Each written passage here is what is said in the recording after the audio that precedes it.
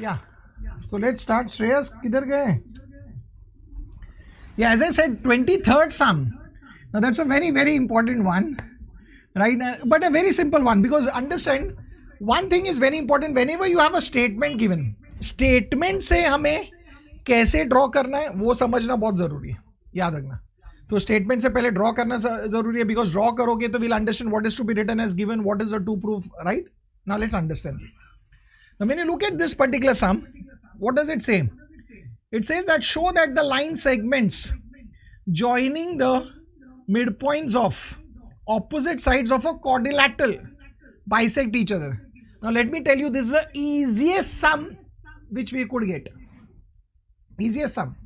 Now ये sum, in fact, this sum, entire proof you will do on your own. Not now.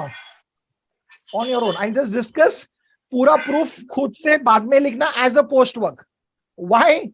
You will say, sir, first sum and you are giving me a post work. Why? Because this kind of sum we have already done.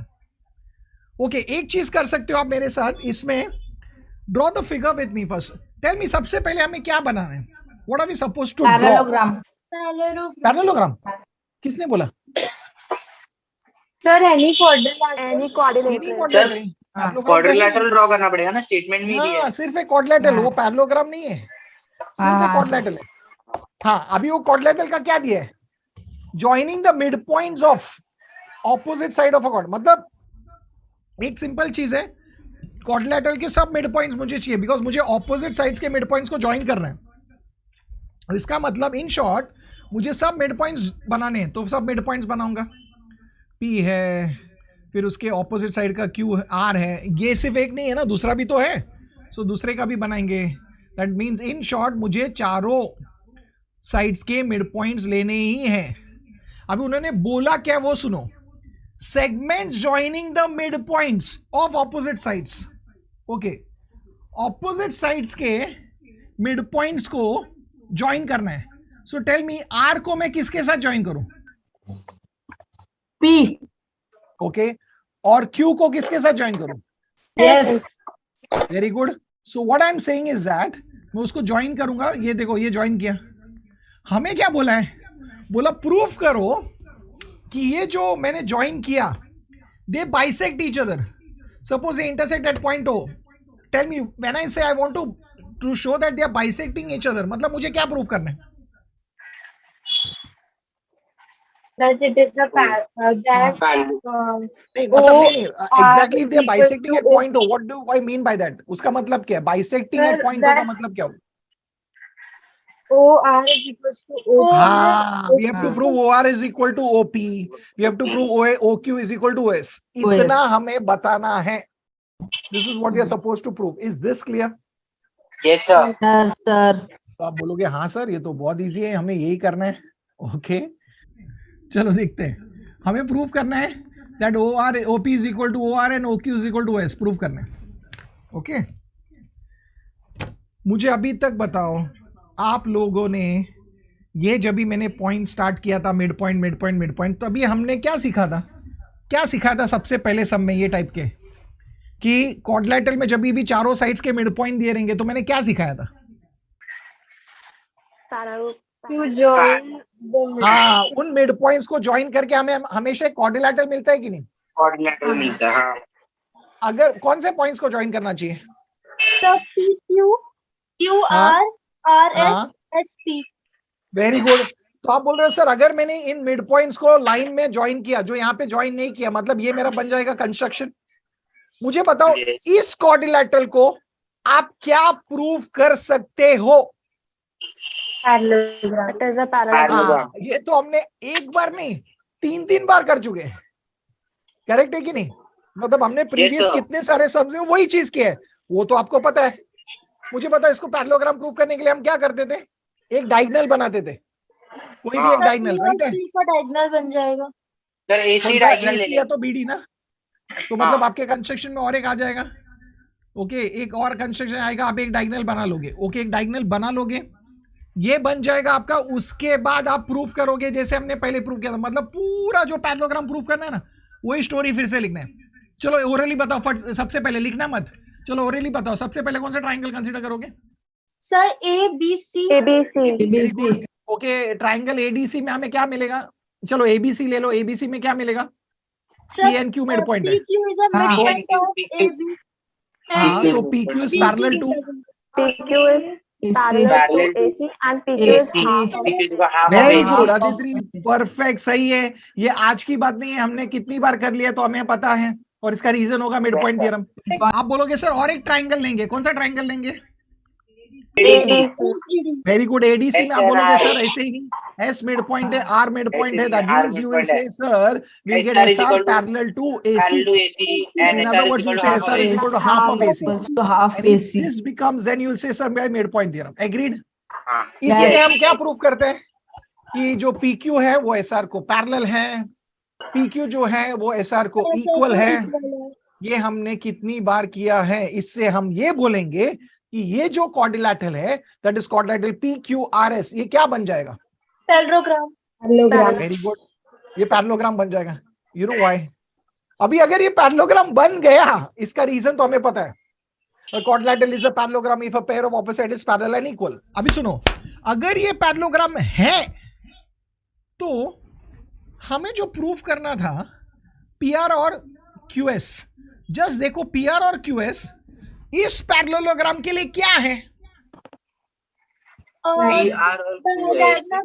PR और QS ये parallelogram के लिए diagonals है कि नहीं? Diagonal है. और मुझे बताओ, डायगोनल्स ऑफ अ पैरेललोग्राम के बारे में हमने क्या पढ़ा है? Diagonals of a parallelogram bisect each other. Bisect each other. तो इनका इंटरसेक्शन O है, that means we can say directly that OP is equal to OR and OQ is equal to OS, हमें मिल जाएगा। और रीजन क्या रहेगा? Because diagonals of a parallelogram bisect each other. हो गया, प्रूफ खत्म। मतलब करना क्या था? करना वही था जो हमने फर्स्ट सम से किया था, पैरेललोग्राम को प्रूव कर दो। एक बार पैरेललोग्राम प्रूव किया, हमें जो प्रूफ करना था वो तो एक्चुअली डायगोनल्स है पैरेललोग्राम के लिए, तो सिर्फ एक ही एडिशनल स्टेटमेंट हमें लिखना है, OP is equal to OQ, OR OQ is equal to OS, खत्म हो गया। क्यों? बिकॉज ये डायगोनल्स है पैरेललोग्राम के, इसके लिए बाइसेक्ट करता है। हो गया प्रूफ।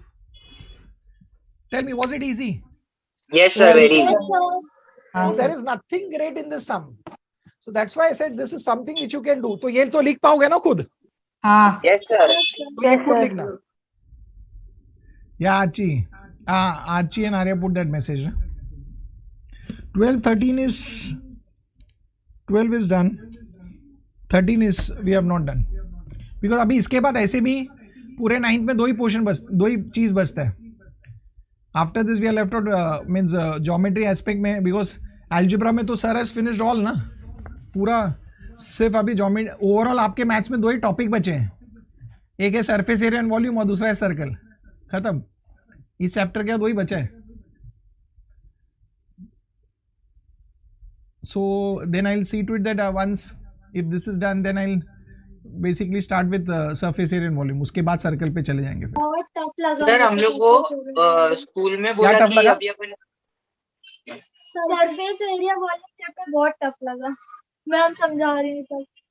ओह गॉड, इजी है, सिर्फ फॉर्मूलाज है। उसके फॉर्मूले याद ही नहीं हो रहे हैं, उसके फॉर्मूले ओके पूरा वो मेहनत formula है आरची।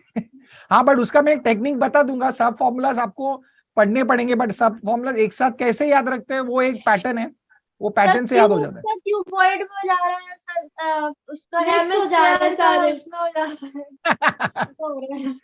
समझा था टेंशन मत लो, बट वो बहुत इजी चैप्टर है, बिलीव मी। हाँ वो फॉर्मूलाज की थोड़ा सा कंफ्यूजन हो रहा है बस उसमें। हाँ, ऑब्जेक्ट्स को समझना जरूरी है, सो दैट आप कंफ्यूज ना हो जो किसमें क्या यूज करो, वो जरूरी है।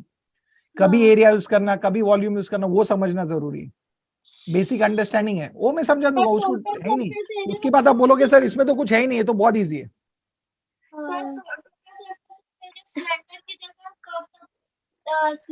एरिया का वो फॉर्मूला लग जाता है किसी किसी में, याद नहीं आ रहा। सर आज हम लोग को स्कूल में बोला कि अभी ये अपन मिड पॉइंट थ्योरम लिखते हैं ना रीजन में, वो लिखने का जरूरत नहीं है, डायरेक्ट MPT लिखेगा तो भी चलेगा बोला।